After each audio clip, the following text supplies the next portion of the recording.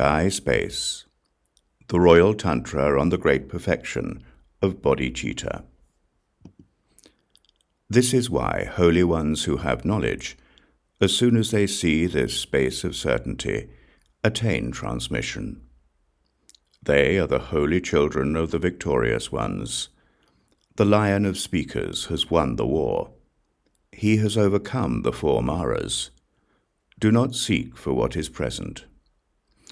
We have attained siddhis. Do not seek for what is present. We drink ambrosia.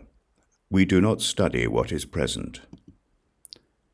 Where is there any field of practice that is lower than the field of practice of all good awareness? From Sky Space, the Great Tantra on the Bodhicitta, this is Chapter 4, Teachings on the Space of the Mind. There is nothing to study. Now there is even more to be explained. The training for enlightenment, and the training in which we do not train, it is absolutely certain that they are our trainings. We have nothing to train in, and nothing to immerse ourselves into.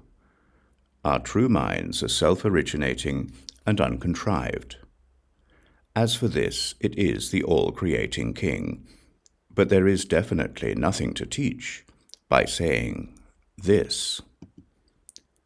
Visualizations or teachings about things that do not exist create bondage.